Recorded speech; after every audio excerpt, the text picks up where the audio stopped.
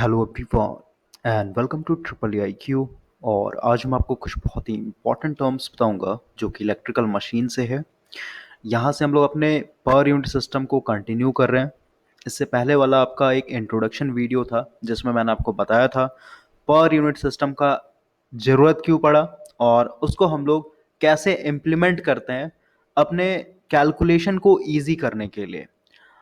अभी per unit system को transformer में भी इम्प्लीमेंट करने की कोशिश करेंगे, लेकिन ट्रांसफार्मर में थोड़ा सा केस डिफरेंट होगा। तो अभी आप इमेजिन कीजिए मेरे पास एक प्रैक्टिकल ट्रांसफार्मर है और इस ट्रांसफार्मर में क्या क्या होगा। एक तो इसका पावर रेटिंग होगा, ठीक है। एक वोल्टेज होगा, करंट होगा, इम्पिडेंस होगा। उसके बाद इसमें लॉसेस भी होंगे जो कि आपका आई स्क्वायर आर लॉस है जिसको हम लोग कॉपर लॉस बोलते हैं। और दूसरा आपका पी एच प्लस पीई यानी आपका कोर लॉस होगा। ओके। और मैंने आपको बताया था जब भी पर यूनिट में आपको वैल्यू कन्वर्ट करना है तो कम से कम दो को बेस मान करके चलना पड़ेगा। अभी अगर हम लोग ट्रांसफार्मर के प्राइमरी साइड की बात करें तो प्राइमरी साइड में भी आपका क्या है, पावर है, वोल्टेज है, करंट है, इम्पिडेंस है। इसके बाद इधर में भी कॉपर लॉस होगा। जैसे अगर मैं इसको इक्विवेलेंट सर्किट डायग्राम से बना दूं, ये आपका रेजिस्टेंस हो गया, रिएक्टेंस हो गया, आपका ये कोर लॉस हो गया और ये आपका वाइंडिंग हो गया। ठीक है, ये आपका प्राइमरी साइड का हो गया और ये आपका सेकेंडरी साइड का हो गया। ओके। तो इस सिचुएशन में प्राइमरी साइड में फोकस कीजिए। प्राइमरी साइड में क्या होगा, पावर भी है, वोल्टेज भी है, करंट भी है, इंपिडेंस भी होगा इस R1 और इस X1 के चलते, समझ रहे हैं। कॉपर लॉस भी होगा इसके अंदर। उसके बाद कोर लॉस भी है। ओके। इसी तरीके से अगर हम लोग सेकेंडरी साइड की बात करें तो सेकेंडरी साइड में क्या होगा, इधर भी आपका पावर है, वोल्टेज है, करंट है, इंपिडेंस है। उसके बाद अगेन इधर कॉपर लॉस होगा और कोर लॉस। कोर लॉस के ऊपर हम लोग बाद में बात करेंगे। कोर लॉस क्या है, आप यहाँ पे लोड लगाइए चाहे नहीं लगाइए, आपका कोर लॉस तो हमेशा रहेगा ही रहेगा ना मशीन के अंदर, समझ रहे हैं। कोर लॉस कभी भी लोड के ऊपर डिपेंड नहीं करता है। अब समझिए, अभी मुझे प्राइमरी साइड के ऊपर फोकस करना है। तो प्राइमरी साइड में हम लोग किसी दो को बेस मान लेते हैं, ठीक है। जैसे मान लेता हूं मैं पावर को, ये अभी यहां पे लिखा हुआ है, ठीक है। तो एस बेस मान लेते हैं 10 kVA, जो आपका रेटिंग है उसी को मैं मान के चल रहा हूं। आप कुछ भी मान सकते हैं, कोई प्रॉब्लम नहीं है, बस मैं अभी समझाना चाहता हूं। ठीक है, तो मैंने पावर को यहाँ पे एक बेस मान लिया है और वोल्टेज को मैं बेस मान लेता हूँ। ठीक है, वोल्टेज को भी मैं इसका रेटिंग वाला ही ले लेता हूँ, ज़्यादा बेटर होगा हम लोग के लिए। ऐसे आप कुछ भी ले सकते हैं। ठीक है, तो जब आपने दो बेस ले लिया तो बाकी का जो आपका वैल्यू है यानी करंट निकाल सकते हैं। आई बेस क्या होगा आपका, यहां से आ जाएगा, जैसे पावर इक्वल टू क्या होता है, वी आई। ठीक है, पावर आपको पता है, वोल्टेज आपको पता है, तो करंट नहीं मिल जाएगा आपको। ये हो जाएगा आपका S base divided by V base. ठीक है, जब बेस करंट निकाल रहे हैं तो यहाँ पे बेस पावर और बेस वोल्टेज देना पड़ेगा आपको। ओके। उसी तरीके से अगर आप इम्पिडेंस निकालने की कोशिश कर रहे हैं प्राइमरी साइड का, यहाँ पे 1 1 कर लेते हैं, ज्यादा बेटर होगा। ये हो जाएगा आपका V B square divided by आपका एस बेस। तो इधर तो आपने पूरा पूरा इजीली कैलकुलेट कर लिया। अब देखिए, अगर मुझे सेकेंडरी साइड का कैलकुलेट करना है बेस वैल्यू, तो उस समय हम लोग क्या करेंगे। और बेस वैल्यू हम लोग क्यों निकाल रहे हैं, क्योंकि जब भी आप पर यूनिट सिस्टम निकालिएगा, जैसे मान लेते हैं आप इंपिडेंस का पर यूनिट निकाल रहे हैं, तो यहाँ पे क्या होगा, एक्चुअल वैल्यू यानी इंपिडेंस का एक्चुअल वैल्यू डिवाइडेड बाय आपका यहाँ पे इंपिडेंस का बेस वैल्यू लिखना पड़ेगा। समझ रहे हैं, प्राइमरी साइड का या फिर सेकेंडरी साइड का, आपका डिपेंड करता है किसकी तरफ का आप निकाल रहे हैं। तो यहाँ पे आपको इंपिडेंस का बेस वैल्यू देना होगा ना, समझ रहे हो। तो पर यूनिट सिस्टम को निकालने से पहले आपको इसका वैल्यू पता होना चाहिए। तो मैंने अभी जस्ट सिखाया आपको कि बेस इंपिडेंस, बेस करंट कैसे हम लोग निकालेंगे अगर आपके पास बेस पावर और बेस वोल्टेज दिया हुआ है तो। अब हम लोग थोड़ा सेकेंडरी साइड की बात करते हैं और इससे पहले हम लोग थोड़ा सा इसको मिटा देते हैं।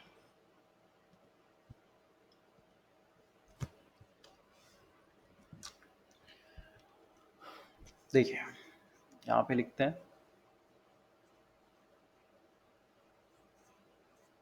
बस ये कॉन्सेप्ट आप सीख जाइएगा तो कभी भी आपको प्रॉब्लम नहीं होगा। अब सेकेंडरी साइड का आपको कोई भी पैरामीटर निकालना है तो इधर भी आपको क्या चाहिए, दो बेस चाहिए आपको, कम से कम दो बेस, ठीक है।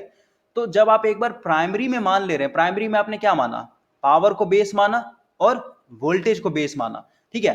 तो इसी बेस को हम लोग क्या करेंगे, सेकेंडरी साइड में रेफर करेंगे, ठीक है। आप अपना प्राइमरी साइड में जब एक बार मान लिया बेस वैल्यू पावर और वोल्टेज को, तो इसी को हम लोग रेफर करते हैं, समझे। और इसका टर्न रेशियो मान लेते हैं ये 1:2 का है, क्योंकि ट्रांसफार्मर का टर्न रेशियो दिया होगा आपका। तो अगर हम लोग ट्रांसफार्मर की बात करें तो पावर तो आपका कांस्टेंट होता है ना, कभी भी ये पावर को ट्रांसफॉर्म नहीं करता, ठीक है, दोनों तरफ पावर आपका कांस्टेंट होगा। तो अगर इधर आपका S बेस 1 है तो इधर भी आपका क्या होगा, S बेस 1 ही होगा। अगर न्यूमेरिक वैल्यू से मान के चलें, इधर आपने 10 केवीए माना है तो इधर भी आपका क्या होगा, 10 केवीए ही होगा, ठीक है। लेकिन भाई अगर हम लोग वोल्टेज की बात करें, जैसे आपने प्राइमरी साइड में वोल्टेज यहाँ पे 11 केवी मान रखा है एज अ बेस, तो इसको जब आप सेकेंडरी में लेकर के आइएगा तो क्या करना होगा, S बेस 2 यानी सेकेंडरी साइड का होगा 11 केवी इनटू ये आपका टर्न रेशियो के हिसाब से। तो कहां पहुंच रहे हैं हम लोग, सेकेंडरी साइड पहुंच रहे हैं, यानी 2 को ऊपर रखेंगे, इसको उल्टा कर लीजिए ज्यादा बेटर होगा, क्योंकि ये स्टेप डाउन है ना, समझ रहे, 11 केवी को क्या कर रहा है, इसमें कर रहा है, तो उसको आप इधर 2 कर लीजिए, इधर 1 कर लीजिए, ज्यादा बेटर होगा हम लोग के लिए। तो उसको हम लोग 1/2 करेंगे, ठीक है। और ये स्क्वायर नहीं होता कभी भी वोल्टेज को ट्रांसफर करते हैं, तो इसमें मैंने आपको बताया था जब हम लोग रेजिस्टेंस रिएक्टेंस को करेंगे उस सिचुएशन में आपका स्क्वायर होगा। तो ये जो भी आएगा यानी 11 का आधा कीजिएगा तो कितना हो जाएगा, 6.5 केवी। ये क्या हो गया आपका सेकेंडरी साइड का बेस वोल्टेज हो गया और सेकेंडरी साइड का बेस पावर हो गया।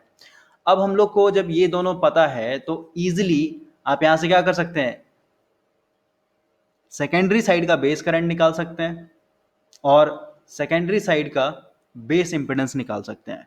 और जब आपको करंट का बेस वैल्यू, इंपेडेंस का बेस वैल्यू, वोल्टेज का बेस वैल्यू, पावर का बेस वैल्यू पता है तो आप बहुत ही इजीली क्या कर सकते हैं, इंपेडेंस भी कैलकुलेट कर सकते हैं, इंपेडेंस निकाल सकते हैं, करंट निकाल सकते हैं पर यूनिट में, वोल्टेज निकाल सकते हैं पर यूनिट में, ओके। तो अभी हम लोग एक एक करके सीखेंगे, ठीक है। ये मैंने बस आपको एक बैकअप बना दिया कि हम लोग अभी करने क्या जा रहे हैं। तो अगेन आप इमेजिन कीजिए मेरे पास एक प्रैक्टिकल ट्रांसफार्मर है और यहाँ पे मैं इक्विवेलेंट सर्किट डायग्राम बनाता हूँ पहले। ये आपका रेजिस्टेंस हो गया, लीकेज रिएक्टेंस हो गया, ये आपका कोर हो गया,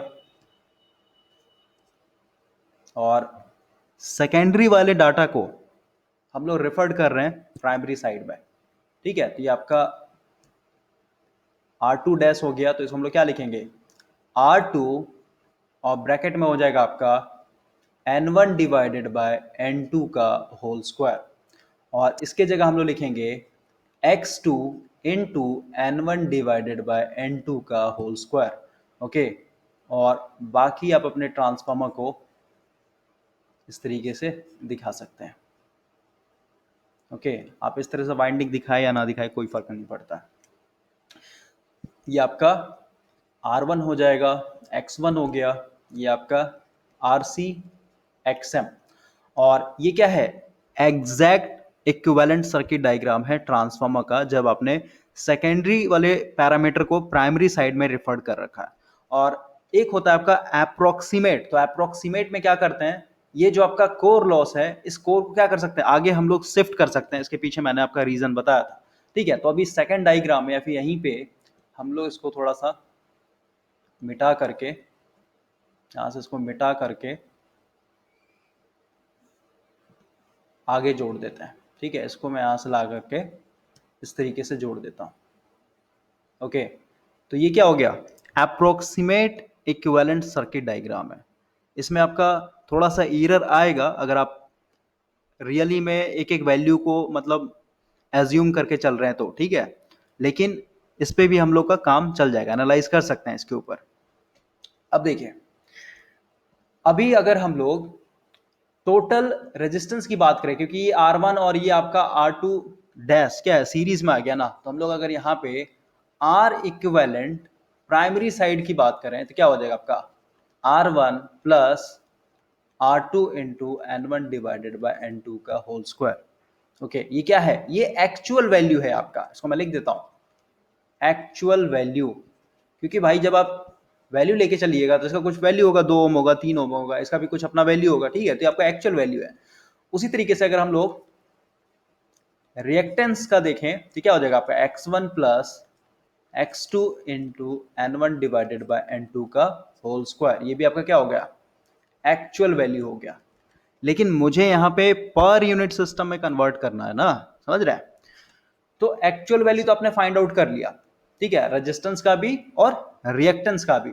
और अभी इस ट्रांसफार्मर के लिए आपको 2 बेस मानना पड़ेगा प्राइमरी साइड में। तो मान लेते हैं हमारा जो पावर है ये एस बेस है और जो वोल्टेज है आपका वी बेस है, मतलब पावर और वोल्टेज को मैंने बेस मान रखा है, ठीक है। तो अगर मुझे इस रेजिस्टेंस का पर यूनिट सिस्टम यानी पर यूनिट वैल्यू चाहिए, ठीक है, आर इक्विवेलेंट प्राइमरी साइड का पर यूनिट वैल्यू क्या होगा आपका एक्चुअल वैल्यू, तो एक्चुअल वैल्यू क्या आपका R1 plus R2 into N one divided by N two का होल स्क्वायर डिवाइडेड बाय क्या करेंगे यहाँ पे, ये क्या है, रेजिस्टेंस क्या है आपका, इंपिडेंस से बिलोंग कर रहा है ना, तो हम लोग यहाँ पे जेड बेस से डिवाइड करना होगा, या फिर कहिए अगर मैं सिंपली कहूँ तो आपका रेजिस्टेंस का बेस वैल्यू से करना पड़ेगा। लेकिन रेजिस्टेंस तो है नहीं ना हम लोग के पास, यहाँ पे इंपिडेंस लिखना होगा, ठीक है, तो थोड़ा सा पेशेंस रखिए। तो अगर हम लोग यहाँ से जेड बेस की बात करें तो क्या हो जाए, जेड बेस बराबर वी बेस का square divided by S base, ठीक है, ये आपका वैल्यू यहाँ पे पुट करना होगा, ये हो जाए आपका वी बेस का square divided by S base.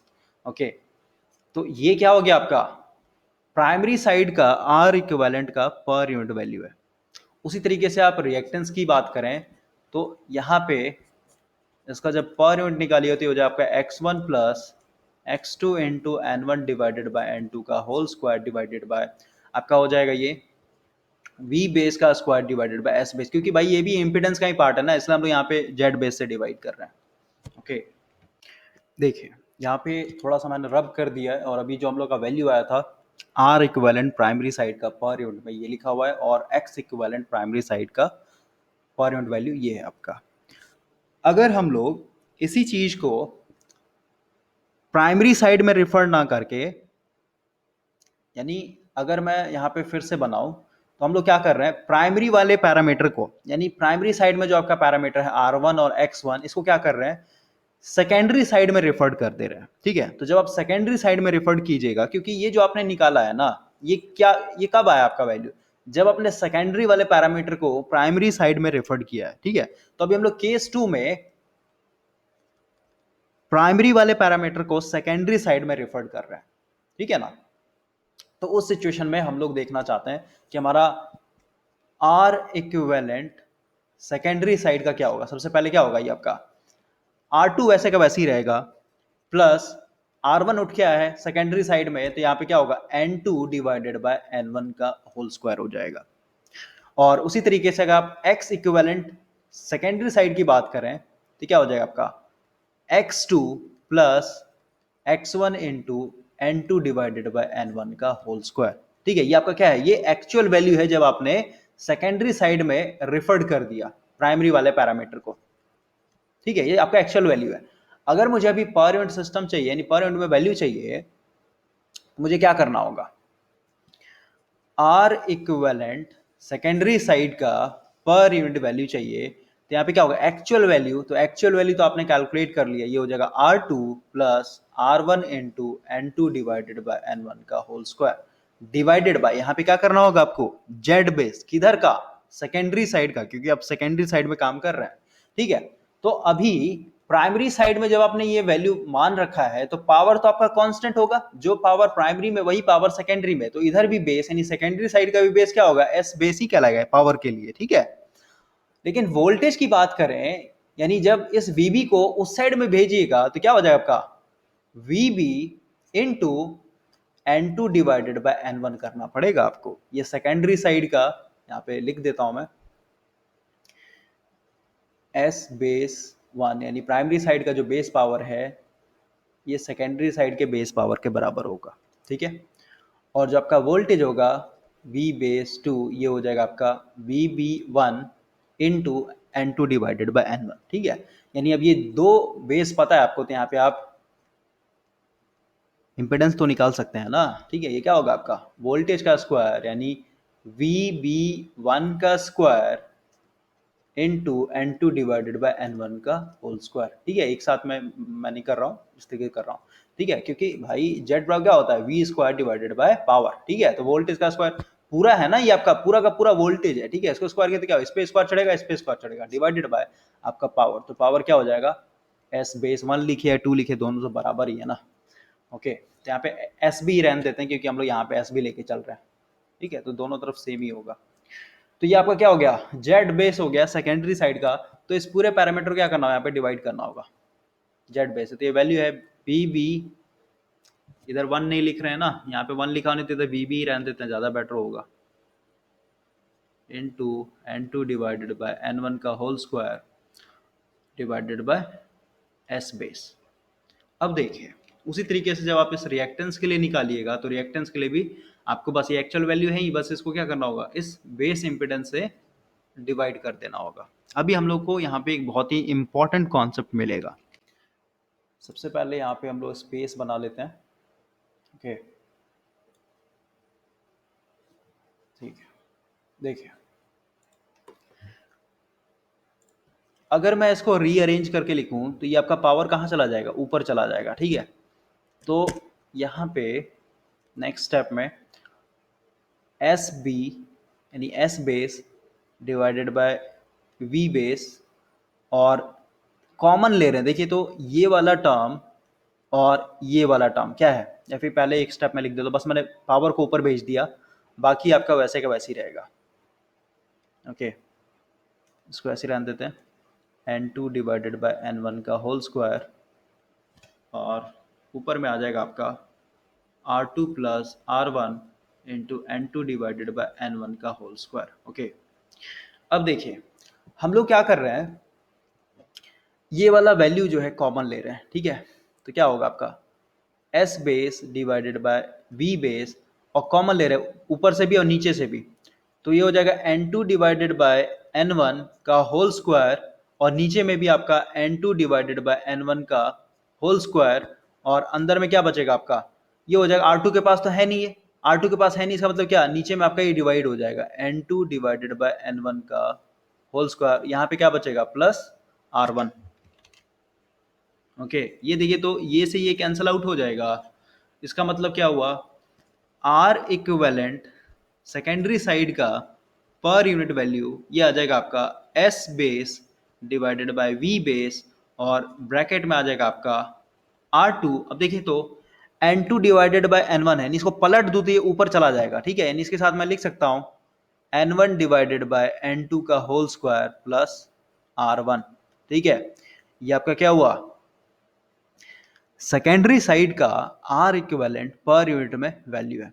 और जब हम लोगों ने प्राइमरी साइड में निकाला था, प्राइमरी साइड का आर इक्विवेलेंट पर यूनिट में, यहाँ पे भी ध्यान से देखिए, अगर मैं इसको रीअरेंज करके लिखूं, नीचे में पावर है ना, ये पावर कहाँ चला जाएगा, ऊपर चला जाएगा। इसको मैं अगर लिखूं तो ये हो जाएगा आपका S base divided by V base का स्क्वायर। देखिए यहाँ पे मिस हो रहा है, ये स्क्वायर होगा आपका। ओके, यहाँ पे स्क्वायर है ना, यहाँ पे भी स्क्वायर होगा। ठीक है, तो यहाँ पे भी आप स्क्वायर कर लीजिए,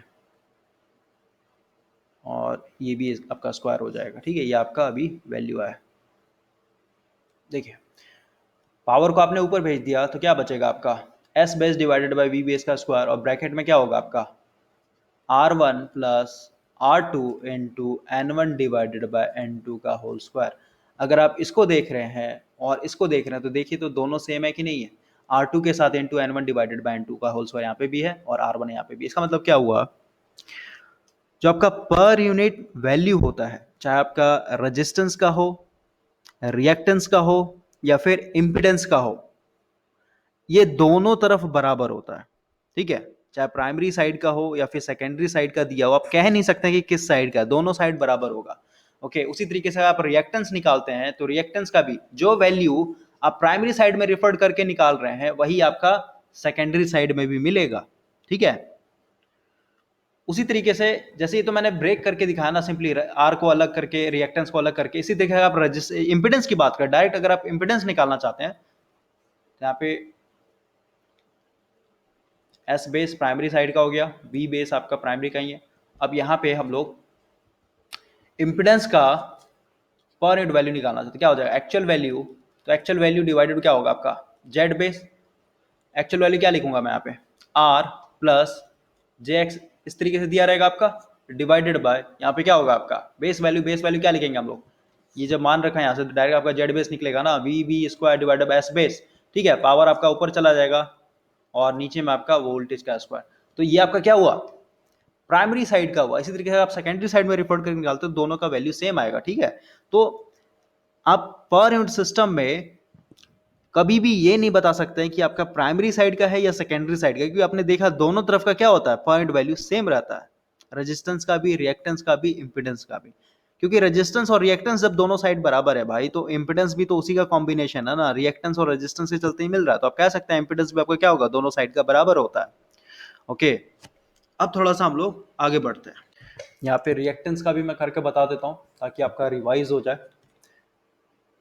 एक्स इक्विवेलेंट प्राइमरी साइड में पर यूनिट वैल्यू क्या था एक्चुअल वैल्यू। एक्चुअल वैल्यू क्या आएगा जब आपने सेकेंडरी वाले डाटा को प्राइमरी साइड में भेज रखा है, तो x1 प्लस x2 का n1 इंटू n2 का होल स्क्वायर आपका एक्चुअल वैल्यू हो गया। और बेस वैल्यू क्या करना होगा आपको v बेस का square divided by s base, यानी पावर आपका क्या हो जाएगा आगे में मल्टीप्लाई हो जाएगा, यानी s बेस यहाँ पे आ जाएगा। ठीक है, ये आपका प्राइमरी साइड में x इक्विवेलेंट का पर यूनिट वैल्यू है। उसी तरीके अगर आप सेकेंडरी की बात करें तो सेकेंडरी साइड में एक्स इक्विवेलेंट सेकेंडरी साइड में जो आपका पर यूनिट का वैल्यू होगा क्या हो जाएगा एक्चुअल वैल्यू। तो एक्चुअल वैल्यू क्या होगा x2, ये ऐसे कैसे रहेगा x1 को हम लोग ला रहे हैं इधर, तो x1 into n2 divided by n1 का होल स्क्वायर, और इसको करना होगा किससे बेस वैल्यू से।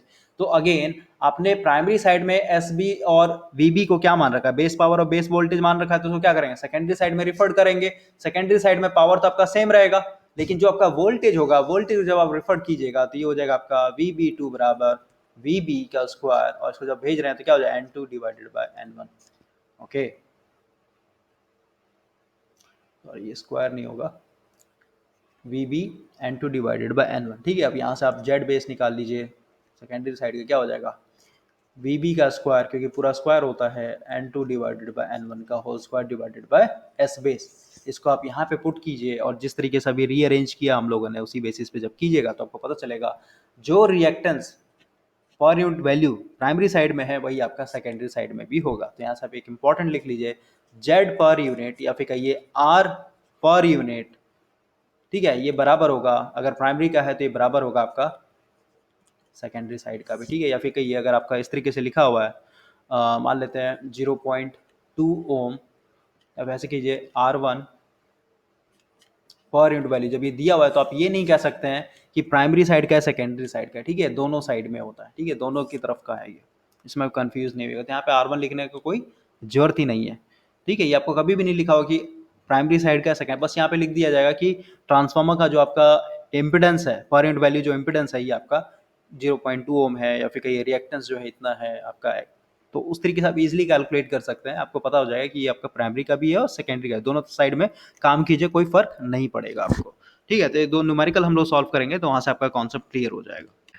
देखिए, अभी तक हम लोगों ने सीख लिया है कि अगर आपने प्राइमरी साइड में किसी दो को बेस मान लिया, जैसे पावर को और वोल्टेज को, तो प्राइमरी साइड में आप बाकी का जो इम्पिडेंस का बेस है ये फाइंड आउट कर सकते हैं, करंट का जो बेस है ये फाइंड आउट कर सकते हैं, और जब आपको बेस वैल्यू सबका पता है यानी चारों का, तो इन चारों का पर यूनिट सिस्टम भी निकाल सकते हैं।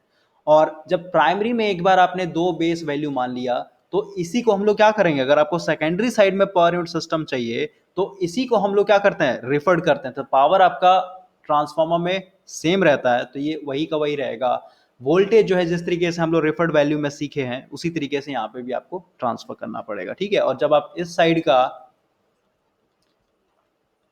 दो पैरामीटर पता चल गया, यानी दो बेस पता चल गया पावर और आपको वोल्टेज, तो ऑटोमेटिक यहाँ से आप जेड बेस भी निकाल सकते हैं और आई बेस भी निकाल सकते हैं। और जब आपको ये चारों पैरामीटर का बेस वैल्यू पता है और एक्चुअल वैल्यू पता होगा तो यहाँ से आप चारों का पर यूनिट वैल्यू भी इजीली कैलकुलेट कर सकते हैं। ठीक है, लेकिन ट्रांसफार्मर के अंदर में हम लोग का दो और टर्म है ना, और वो लॉसेस में आता है। जब हम लोगों ने ओपन सर्किट टेस्ट पढ़ा था तो ओपन सर्किट टेस्ट से हम लोगों ने क्या फाइंड आउट किया था कोर लॉस। ठीक है, और शॉर्ट सर्किट टेस्ट से हम लोगों ने I square R loss find out किया था, यानी इसको हम लोग बोलते हैं कॉपर लॉस। ओके, तो कोर लॉस तो आपका कांस्टेंट है। ठीक है, कोर लॉस से मतलब नहीं है, या फिर कहिए अगर मुझे कोर लॉस फाइंड आउट करना है, फिर कहिए कोर लॉस का पर यूनिट वैल्यू चाहिए, कैसे मैं निकालूंगा? फॉर एग्जाम्पल मान लेते हैं आपका जो कोर लॉस है, ठीक है, ये आपका दिया हुआ है 100 वॉट। ओके, तो ये आपका क्या है, एक्चुअल वैल्यू है ना। तो अगर मुझे यहाँ पे कोर लॉस का पर यूनिट वैल्यू चाहिए, तो पर यूनिट वैल्यू के लिए क्या करना होगा, एक्चुअल वैल्यू यानी 100 वॉट डिवाइडेड बाय क्या करना होगा, पावर, ठीक है। क्योंकि ये आपका भाई पावर चल रहा है ना, ये तो एक्चुअल पावर है, तो इसको क्या करना, बेस पावर से डिवाइड करना। बेस पावर क्या है आपका यहाँ पे, एस बी, तो इससे आपको डिवाइड करना होगा, ठीक है। तो आपका क्या होगा, कोर लॉस का इम्पिडेंस में आई मीन पर यूनिट में वैल्यू आ गया है। उसी तरीके से अगर आपको कॉपर लॉस चाहिए, तो कॉपर लॉस उसी तरीके से दिया रहेगा आपका, जैसे पी कॉपर लॉस, ये मान लेते हैं आपका इसको भी 100 वॉट मान लेते हैं, ठीक है। तो इसको क्या करना होगा, एस बेस से डिवाइड करना होगा, ठीक है। तो मैं अभी बस मोटा मोटी एक तरीके रिव्यू दे रहा हूँ आपको, ठीक है, कैसे कैसे हम लोग क्या करेंगे। अब इसी को यानी कोर लॉस को अगर आपको सेकेंडरी साइड में रिफर करना हो, या फिर कहीं कॉपर लॉस को अगर आपको सेकेंडरी साइड में रिफर करना हो, तो उस सिचुएशन में क्या होगा, ये हम लोग देखते हैं थोड़ा सा। देखिए सबसे पहले हम लोग कॉपर लॉस फाइंड आउट करने की कोशिश करते हैं। तो सबसे पहले हम लोग इसका एग्जैक्ट इक्विवेलेंट सर्किट डायग्राम बनाते हैं, ठीक है। ये आपका रेजिस्टेंस हो गया, रिएक्टेंस हो गया। और जब हम लोग शॉर्ट सर्किट टेस्ट पढ़ रहे थे, तो वहाँ पे मैंने आपको बताया था कोर लॉस को हम लोग नेग्लिजिबल मान के चलते हैं, ठीक है। इसलिए मैं डायरेक्ट यहाँ से कोर को हटा दे रहा हूँ। और क्यों मानते थे वो मैंने आपको बताया था वहाँ पे रीज़न। ओके, तो ये मान लेते हैं आपका पूरा पूरा ट्रांसफार्मर है, ये आपका R1 हो गया, X1 हो गया, आपका R2 डैश हो गया, ये आपका X2 डैश हो गया, ठीक है। तो अभी हम लोग अगर R इक्विवेलेंट की बात करें प्राइमरी साइड का, तो क्या हो जाएगा आपका R1 plus R2 into N1 divided by N2 का होल स्क्वायर, ठीक है। ये आपका प्राइमरी साइड, क्योंकि इसी में आपका कॉपर लॉस होगा ना, ठीक है, रेजिस्टेंस में ही आपका लॉस होता है। और अगर मुझे यहाँ पे कॉपर लॉस फाइंड आउट करना हो, तो क्या हो जाएगा आपका I1 स्क्वायर, क्योंकि जब हम लोग सारा डाटा प्राइमरी साइड में भेज दिया, तो यहाँ से जो करंट फ्लो है उसको क्या बोलते थे हम लोग, I1 ही तो बोलते थे। तो I1 का स्क्वायर इनटू आपका क्या हो जाएगा, पूरा पूरा R इक्विवेलेंट, ठीक है। तो R इक्विवेलेंट यहाँ पे लिख देता हूँ R1 plus R2 into N1 divided by N2 का होल स्क्वायर, ठीक है। भाई I स्क्वायर R लॉस होता है ना, इसके अंदर करंट क्या है आपका I1, रेजिस्टेंस क्या है आपका R1 प्लस R2 डैश, और R2 डैश को जब ओपन कीजिए तो क्या मिलेगा, R2 into N1 divided by N2 का होल स्क्वायर, वही मैंने यहाँ पे लिखा है। ओके, तो ये क्या है आपका, ये एक्चुअल वैल्यू है आपका, ठीक है। अब मुझे अगर कॉपर लॉस का पर यूनिट वैल्यू चाहिए, पर यूनिट वैल्यू क्या करना होगा, क्योंकि ये लॉस है तो इसको मुझे पावर से डिवाइड करना पड़ेगा। ओके, तो अभी हम लोग पर यूनिट वैल्यू निकालने से पहले एक चीज और देखते हैं यहाँ पे। ये आपका कॉपर लॉस का एक्चुअल वैल्यू कब आया, जब आपने सेकेंडरी वाले पैरामीटर को प्राइमरी साइड में रेफर कर दिया है उस दौरान। अब हम लोग देखना चाहते हैं, मान लेते केस 1 में था ये, अब हम लोग केस 2 में क्या कर रहे हैं, प्राइमरी वाले पैरामीटर को यानी R1 और X1 को सेकेंडरी साइड में रिफर कर रहे हैं, ठीक है। X1 का तो कोई मतलब ही नहीं यहाँ पे, क्योंकि उसमें तो आपका कोई पावर लॉस नहीं होगा ना। ओके, तो यहाँ पे डायरेक्ट अगर हम लोग देखें R इक्विवेलेंट सेकेंडरी साइड का, तो क्या हो जाए आपका R2 plus R1 N2 divided by N1 का होल स्क्वायर, ठीक है। ये आपका पूरा पूरा क्या हुआ, सेकेंडरी साइड का R इक्विवेलेंट है। और अगर हम लोग यहाँ पे कॉपर लॉस किस साइड, सेकेंडरी साइड का देखें, तो क्या हो जाएगा आपका, ये हो जाएगा I2 का whole square into R2 plus R1 N2 divided by N1 का होल स्क्वायर। ये आ गया वैल्यू आपका सेकेंडरी साइड का कॉपर लॉस का एक्चुअल वैल्यू, ठीक है। अगर मैं कहूं ये वाला वैल्यू यानी जो प्राइमरी साइड में आपका कॉपर लॉस मिला है वो वैल्यू, और जो सेकेंडरी साइड में आपको कॉपर लॉस का एक्चुअल वैल्यू मिला, ये दोनों बराबर है। अब बोलिए कैसे। तो अभी देखिए ये जो आपका I2 है ना, इस I2 को मैं I1 के टर्म में लिखना चाहता हूं, ठीक है। तो आपको पता है I2 divided by I1 equal to होता है आपका N1 डिवाइडेड बाय N2। और अगर मैं यहां से I2 का वैल्यू कैलकुलेट करूं, तो क्या हो जाएगा I1 into N1 divided by N2, यानी इस I2 के जगह मैं ये पूरा पूरा वैल्यू लिख सकता हूं यहाँ पे इस जगह पे। ओके, तो ऊपर का मिटा देता हूं।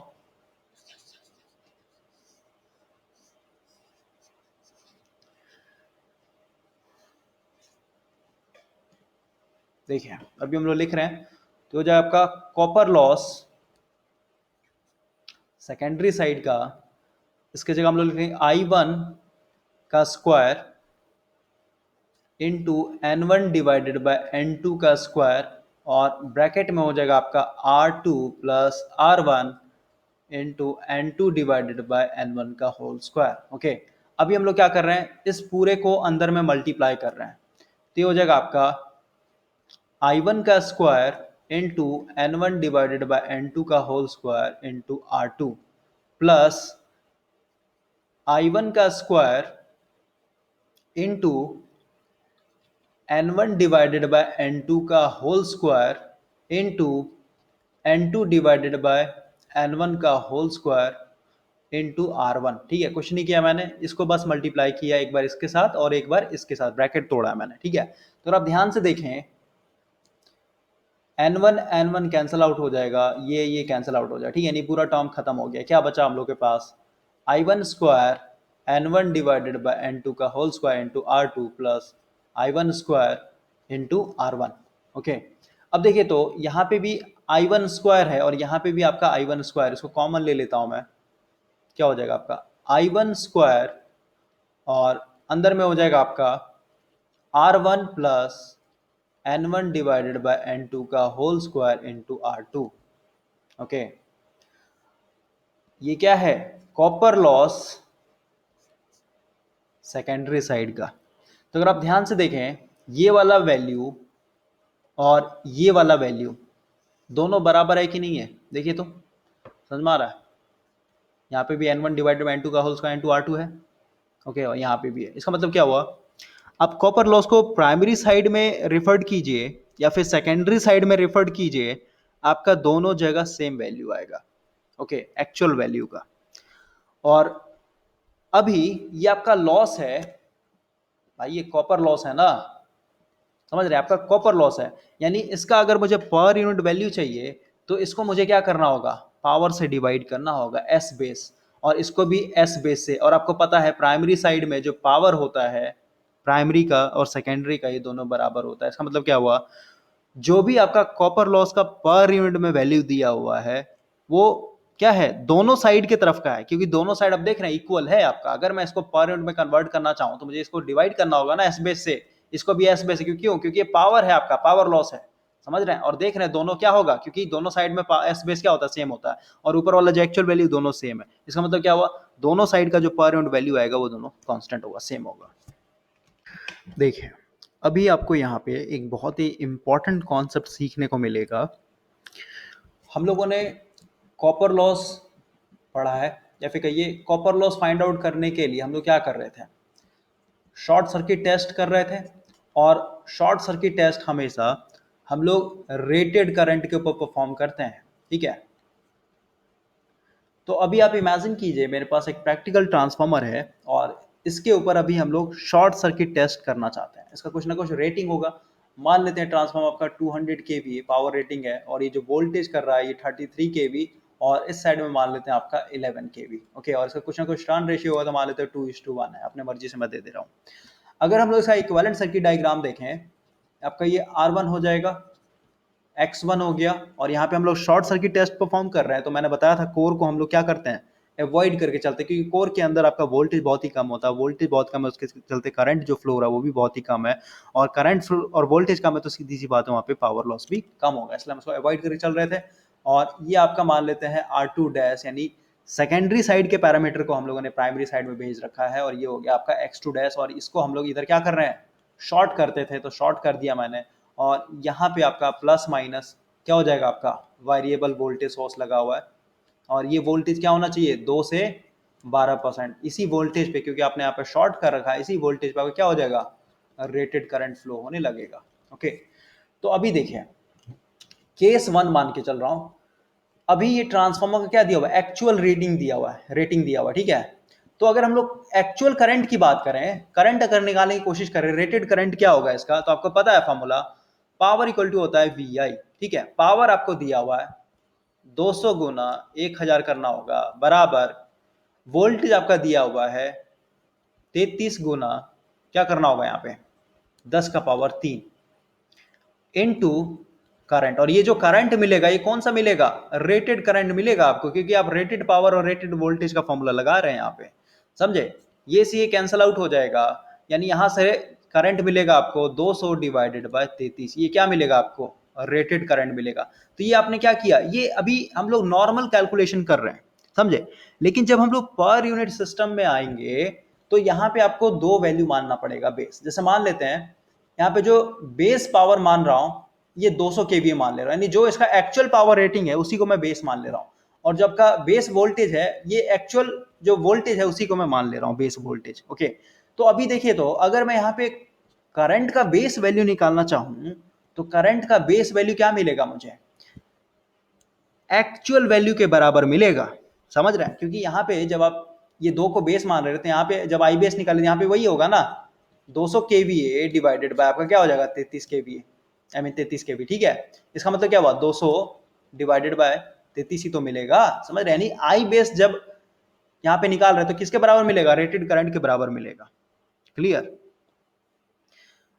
अभी हम लोगों ने, इतना माइंड में रखिए बस, अभी समझ में आएगा। अभी जो हम लोगों ने कॉपर लॉस फाइंड आउट किया है, copper loss per unit value क्या होगा, एक्चुअल वैल्यू। एक्चुअल वैल्यू क्या, ये हो जाएगा I1 स्क्वायर। अब अभी जस्ट हम लोगों ने देखा है कि प्राइमरी साइड में देखें या फिर सेकेंडरी साइड में रिफर करके देखें, जो आपका कॉपर लॉस का एक्चुअल वैल्यू होता है दोनों सेम है। ठीक है, तो आप किसी साइड का भी आप ले लीजिए, कोई फर्क नहीं पड़ता। तो I1 का स्क्वायर यहाँ पे हो जाएगा R1 plus R2 into N1 divided by N2 का होल स्क्वायर। ये आपका क्या हुआ, एक्चुअल वैल्यू हुआ कॉपर लॉस का। इसको क्या करना होगा, बेस पावर से डिवाइड करना होगा। तो बेस पावर मान लेते हैं S बेस है हम लोग का। ओके, और अभी ये जो आपने कैलकुलेट किया है, अभी समझिए, ये जो करंट है ना, यानी इस इक्वेशन को मैं दूसरे तरीके डिजाइन करके लिख सकता हूँ, R1 plus R2 into N1 divided by N2 का होल स्क्वायर। ये ऊपर का वैसे ही मैं छोड़ दे रहा हूँ, और इसको मैं इस तरीके से लिख रहा हूँ, S base divided by I1 का होल स्क्वायर। भाई इसको जब आप सॉल्व कीजिएगा तो ऑटोमेटिक करंट ऊपर चला जाएगा, नहीं चला जाएगा, बताइए। ठीक है, यानी ऊपर में जाकर मल्टीप्लाई हो जाए। यानी कहने का मतलब ये वाला इक्वेशन और ये जो अभी नीचे में मैंने रीअरेंज करके लिखा है, ये दोनों क्या है, एक ही चीज है। ओके, अब समझिए, अभी ऊपर वाला वैल्यू वैसे का वैसे ही रहेगा आपका R1 plus R2 into N1 divided by N2 का होल स्क्वायर, वैसे का वैसे ही छोड़ दे रहे हैं। नीचे में ये जो बेस पावर, इसको मैं क्या लिखता हूं, V बेस इंटू आई बेस कर सकता हूं, समझ रहे हैं, डिवाइडेड बाय, और ये जो आपका I1 स्क्वायर है ना, ये I1 स्क्वायर क्या है, ये जब हम लोग यहाँ पे रेटेड पावर और जब रेटेड वोल्टेज लेके चलेंगे भाई, तो जो करंट मिलेगा, नहीं जो करंट का बेस वैल्यू होगा ये भी क्या होगा, रेटेड ही तो मिल रहा है। यानी आई बेस, या फिर कहिए पर यूनिट सिस्टम में हम लोग शॉर्ट सर्किट टेस्ट परफॉर्म कर रहे हैं। ठीक है, अब यहाँ पे आपने पावर को, यानी जो बेस पावर है वो एक्चुअल पावर के बराबर मान रखा है, और जो आपका बेस करंट है ये भी आपका, आई मीन बेस वोल्टेज भी आपका क्या है, एक्चुअल वोल्टेज के बराबर है। ठीक है, तो यहाँ से जो भी आपका आई बेस मिलेगा ना, यानी इसके अंदर जो भी करंट फ्लो होगा भाई, ये क्या होगा, यानी यहाँ पे मैं सीधे कह सकता हूँ ये आपका आई बेस करंट है। आई बेस कब मिलेगा, जब आप, या फिर ऐसा समझिए ना, देखिए वहाँ पे स्पेस का दिक्कत हो रहा है बार बार, यहाँ पे मैं फिर से लिख रहा हूँ, ये आपका S base divided by I1 का स्क्वायर, ऊपर में था आपका R1 plus R2 into N1 divided by N2 का होल स्क्वायर। ठीक है, ये आपका copper loss per unit value में आपने रीअरेंज करके लिखा है। अभी ध्यान से समझिए, ये जो टेस्ट परफॉर्म होता है रेटेड करंट के ऊपर होता है। ओके, अभी जो आपका ट्रांसफार्मर में प्राइमरी साइड में बेस पावर मान रखा है, ये आपका क्या है 200 केवीए, जो कि एक्चुअल वैल्यू के बराबर है। यानी जो आपका एक्चुअल वैल्यू था उसी को आपने बेस मान रखा है। जो आपका बेस वोल्टेज है ये आपका है 33 केवी। ओके, तो यहां से जब आप आई बेस निकालिएगा तो ये क्या हो जाएगा आपका 200 केवीए डिवाइडेड बाय आपका हो जाएगा 33 केवी। ओके, यानी कहने का मतलब क्या है, जो बेस करंट होगा ना वही आपका क्या होगा, एक्चुअल करंट होगा, समझ रहे हैं। तो इस पर्टिकुलर ट्रांसफार्मर पे अगर आप शॉर्ट सर्किट टेस्ट परफॉर्म कर रहे हैं तो इसके अंदर जो भी आपका करंट फ्लो होगा, ठीक है, ये जो भी करंट फ्लो हो रहा है, कौन सा करंट फ्लो हो रहा होगा, आई बेस, क्योंकि हम लोग पर यूनिट में लेके चल रहे हैं। तो ये आई बेस क्या है भाई, ये रेटेड करंट है ना, समझ रहे बात को, ये आपका रेटेड करंट के बराबर है। यानी ये जो आपका I1 करंट है यहाँ पे लिखा हुआ, इसको मैं क्या मान सकता हूँ, आई बेस लिख सकता हूँ यहाँ पे, क्योंकि ये रेटेड करंट के इक्विवेलेंट होगा। ओके, तो आपका R1 plus R2 into N1 divided by N2 का होल स्क्वायर, ये हो जाएगा S बेस, हम लोग क्या लिखते हैं, V बेस इंटू आई बेस। और ये I1 कुछ नहीं, ये आपका क्या है, बेस करंट के इक्विवेलेंट है। कब, जब आप यहाँ पे ये वाला रेटिंग, यानी जो एक्चुअल वैल्यू उसी को आप रेटिंग मान के चल रहे हैं, तो इसको मैं क्या लिख, आई बेस का स्क्वायर लिख सकता हूँ, यानी 2 बार इसको लिख सकता हूँ, तो एक से एक कैंसिल आउट हो जाएगा। और ये वाला जो टर्म बचेगा आपका, देखिए जेड बराबर क्या होता है आपका, V B divided by V, ये बेस वोल्टेज बेस करंट, तो ये क्या होगा आपका, जेड बेस ही मिलेगा आपको। यानी हो जाए R1 प्लस R2, ये हो जाएगा आपका N1 डिवाइडेड बाई N2 का होल स्क्वायर, ये पूरा पूरा क्या बच जाएगा, जेड बेस। ठीक है, ये आ गया आपका कॉपर लॉस पर यूनिट। और अभी आप अगर ध्यान से देखें तो ये जो वैल्यू आया था आपका, ये आर इक्विवेलेंट, प्राइमरी साइड बोलिए या फिर सेकेंडरी साइड बोलिए, ये भी दोनों क्या था, दोनों तरफ सेम था। ठीक है, अगर हम लोग देखें यहाँ पे पॉइंट वैल्यू, तो क्या हो, एक्चुअल वैल्यू क्या हो, प्राइमरी साइड में अगर रेफर करते हैं तो क्या हो जाएगा आपका R1 plus R2 divided by N1 बटा N2 का होल स्क्वायर डिवाइड किससे, ये पावर है, यानी इंपेडेंस है, तो इंपेडेंस से करना पड़ेगा कि नहीं करना पड़ेगा। इसका मतलब क्या हुआ, जो आपका कॉपर लॉस होता है ये किसके बराबर होता है, आर इक्विवेलेंट, प्राइमरी बोलिए फिर सेकेंडरी बोलिए, उसके बराबर होता है। ठीक है, यानी जो भी आपके ट्रांसफार्मर के अंदर कॉपर लॉस होगा वो आपके आर इक्विवेलेंट के, प्राइमरी साइड या फिर बोलिए सेकेंडरी साइड के पर यूनिट के वैल्यू के बराबर होता है। ओके, तो इसमें आप कंफ्यूज नहीं हुए कि I1 को मैंने यहाँ पे IB कैसे मान लिया। ओके, क्योंकि हम लोगों ने यहाँ पे एक्चुअल वैल्यू को ही बेस वैल्यू मान करके चला है। ओके, अब देखिए एक चीज और समझिए,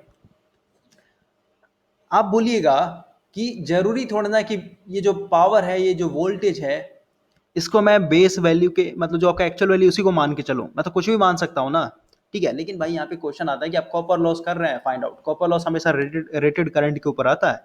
ओके, तो बस ये इंपॉर्टेंट कॉन्सेप्ट है कि ये समझना होगा कि जो भी आपका आर इक्विवेलेंट प्राइमरी साइड का पॉइंट वैल्यू होगा, वही आपका क्या होगा, आर इक्विवेलेंट सेकेंडरी साइड के पॉइंट वैल्यू के बराबर होगा। पहला पॉइंट हुआ। दूसरा पॉइंट, जो भी आपका कॉपर लॉस होता है, अब प्राइमरी साइड निकालिए फिर सेकेंडरी साइड रेफर करके निकालिए, दोनों साइड तो बराबर ही होता है, ये आपके आर इक्विवेलेंट प्राइमरी या फिर कहिए सेकेंडरी के पर यूनिट के बराबर होता है। ओके, उसी तरीके से एक्स इक्विवेलेंट प्राइमरी या फिर सेकेंडरी साइड का निकालिए, दोनों आपका बराबर होगा। ठीक है, पर यूनिट में। ये आपका बहुत ही इंपॉर्टेंट है। तो अगर आपका क्वेश्चन इस तरीके दिया रहेगा R1 पर यूनिट वैल्यू, ठीक है, तो यहाँ पे कभी R1 लिखा ही नहीं रहेगा आपका। ठीक है, सीधे सीधे दिया रहेगा the resistance of, I mean the per unit value of resistance of a transformer is 0.2 ओम। ठीक है, इसका मतलब क्या हुआ, ये प्राइमरी और सेकेंडरी दोनों साइड में आप यूज कर सकते हैं, आपको रेफर करने वाला कॉन्सेप्ट खत्म हो जाएगा पर यूनिट सिस्टम में। अगर आपका एक्स दिया हुआ है, इसका मतलब क्या है, ये दोनों साइड के लिए है एप्लीकेबल। ओके, और अगर आपका यहाँ पे आर वैल्यू दे दिया तो ये किसके बराबर हो जाए, यही आपके क्या होता है, कॉपर लॉस के बराबर हो जाता है। ठीक है, तो उसमें आप कंफ्यूज नहीं होइएगा, तो हम लोग न्यूमेरिकल सॉल्व करेंगे तो वहां से आपका कॉन्सेप्ट क्लियर हो जाएगा।